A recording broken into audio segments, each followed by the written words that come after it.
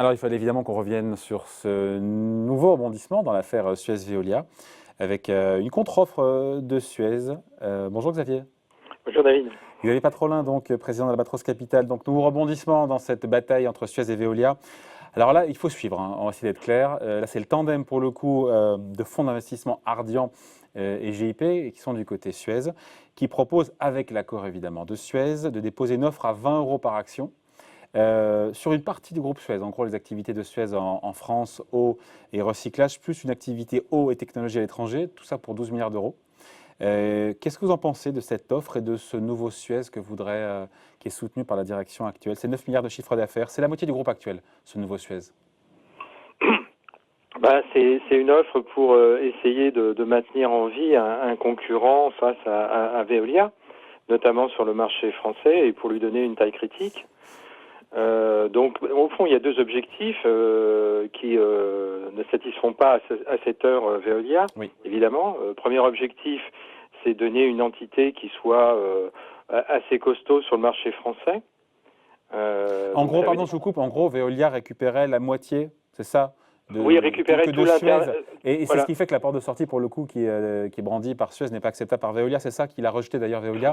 Non, au fond non, puisque déjà Veolia s'était engagé à céder au fonds d'investissement avec lequel il est en négociation. Meridiam, oui, mais c'était pas la moitié du groupe Suez.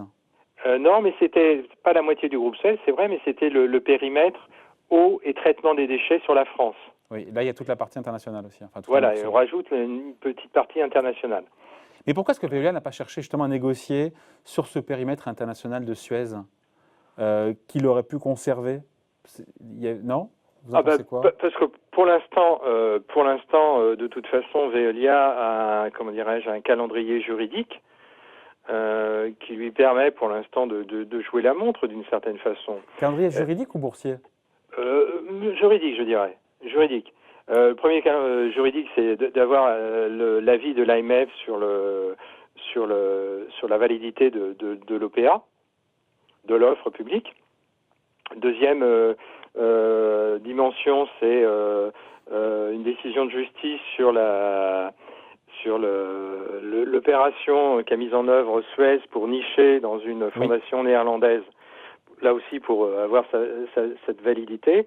Et enfin, troisième date qui n'est pas encore connue à cette heure, mais qui est au fond le rendez-vous d'une assemblée générale dans lequel le premier actionnaire qui est à cette heure Veolia pourrait contester le conseil d'administration et mettre en minorité le conseil d'administration de Suez. Donc Xavier, le refus, parce que c'est tombé hier, cette contre-offre de Suez est tombée dans l'après-midi, la réponse ne s'est pas fait attendre par Veolia. Ce refus, il est logique parce que quelque part, ça revient pour Veolia à payer plus cher, 20 € par action SACIL, pour en avoir un périmètre plus réduit. Voilà, exactement. Exactement. Donc la stratégie d'attente le refus est logique. Et pour l'instant, attendons la décision à la fois de l'AMF et de validité de l'offre. D'ailleurs, c'est l'argument de Veolia qui dit que son offre est la seule à porter sur l'ensemble du capital de Suez. Cet argument, il est recevable parce que là, pour le coup, cette contre-offre, elle n'est pas sur la totalité du groupe. Non, mais sauf si Veolia est d'accord. Ça devient compliqué, sauf si Veolia est d'accord. Voilà.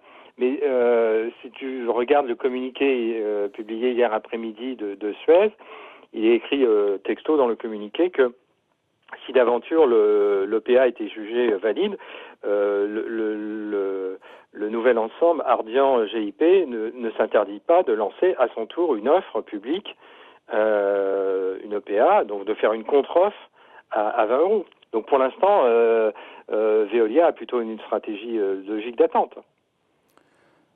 Puisque la mesure, le dispositif qui est pris, la contre-offre partielle, le pseudo chevalier blanc qui est mis en exergue aujourd'hui, est dans le cadre d'un imbroglio juridique où on ne sait toujours pas si l'offre publique lancée par Veolia est validée par la justice.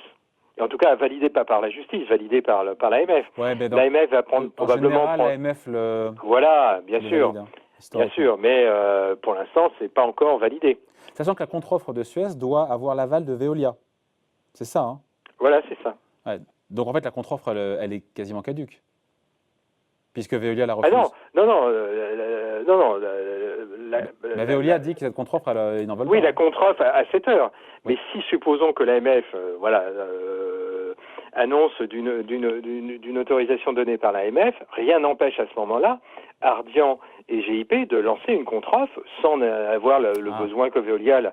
C'est une contre-offre. Une contre-offre n'a pas besoin d'avoir, comme dirais-je, l'autorisation du premier offreur. C'est une contre-offre qui se ferait à 20 €. Ouais. Donc d'un côté, Suez hier propose une porte de sortie à Veolia qui est refusée, et de l'autre a dégainé, vous l'avez évoqué indirectement, son arme anti-OPA qui protège Suez Eau en France avec cette fondation.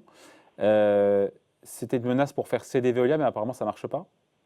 Parce qu'en même temps, avec cette fondation, Veolia ne pourra pas vendre Suez Eau France en cas de succès, donc à son partenaire, en cas de succès de son OPA, à son partenaire Meridiam. J'espère que tout le monde nous suit là.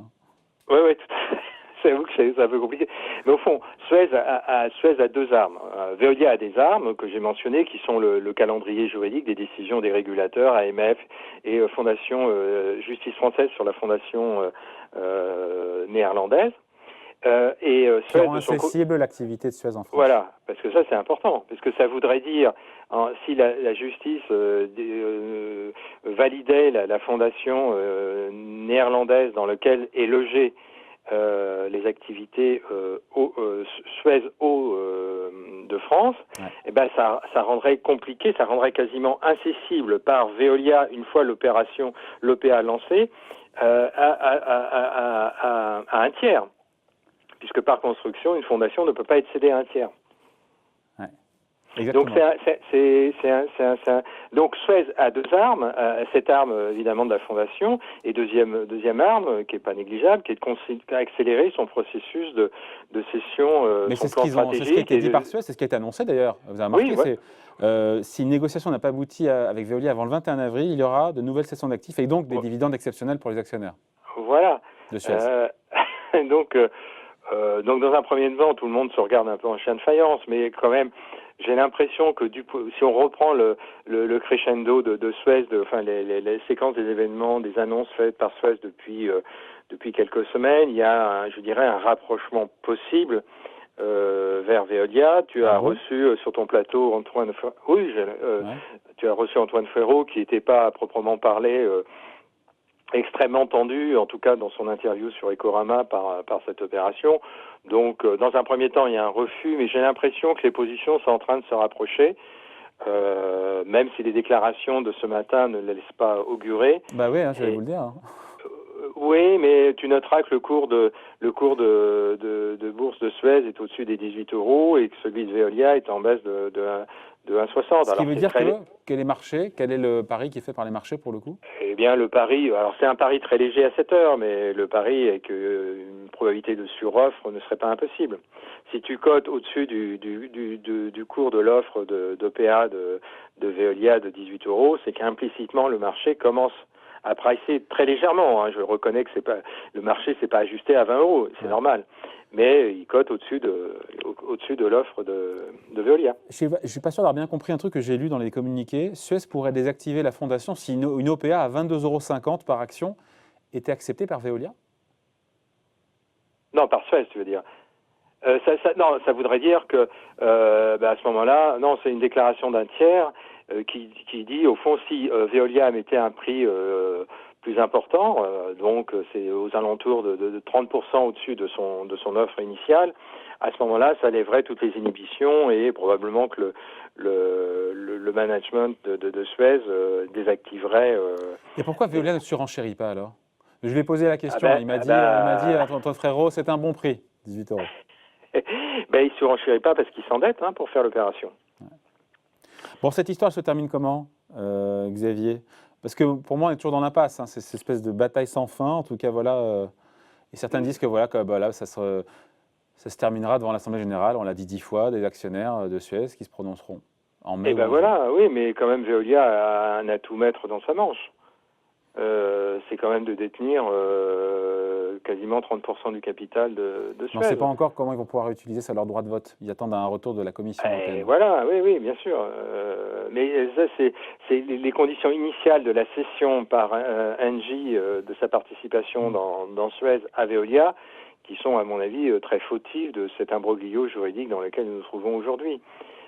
Bon, l'histoire se termine cette... comment, personne ne sait, mais vous diriez quoi, vous? Ah bah, moi, Veolia va être... je pense que Veolia va surenchérir, évidemment. Veolia va surenchérir, puisqu'on sait quand même l'information majeure du communiqué d'hier, c'est qu'il y a un consortium Ardian-GIP qui, pour l'instant, fait une offre un peu, on va dire, que certains ont qualifié de baroque, sur un détour de Suez, qui équivaudrait, puisqu'on procède par équivalence, pas le type de valorisation est par équivalence, mais qui équivaudrait à 20 euros, en précisant dans le communiqué de Suez que si l'opération, l'OPA de Veolia a été jugée valide par l'AMF, à ce moment-là, le consortium Ardian-GIP, sous certaines conditions sur lesquelles je passerai, se garantit la possibilité de lancer à son tour une offre, une contre-offre à 20 euros. Donc on sait d'une certaine façon... On va rentrer dans une bataille boursière. Et oui, c'est le propre de communiquer d'hier soir, c'est de mettre implicitement, de faire apparaître implicitement un chevalier blanc qui est prêt à surenchérir à 20 euros, tout en présentant le management. Donc il faut que ça conserve un caractère entre guillemets amical pour favoriser des discussions entre Suez et Veolia. Donc c'est vrai que c'est une construction un peu bizarre, mais retenez qu'une seule chose, c'est que hier, on sait que le consortium Ardian-GIP est prêt à surenchérir à 20 euros pour probablement l'intégralité de Suez. Si Veolia et Suez n'arrivent pas à se mettre d'accord. Voilà, absolument. Et ça, c'est une information qui est significative, ce qui explique pourquoi le cours de bourse a commencé légèrement à traverser les 18 euros et à côté au-dessus. Bon, voilà, merci beaucoup. Explication signée Xavier Patrolin, donc président d'Albatros Capital. Merci Xavier. À bientôt. Salut.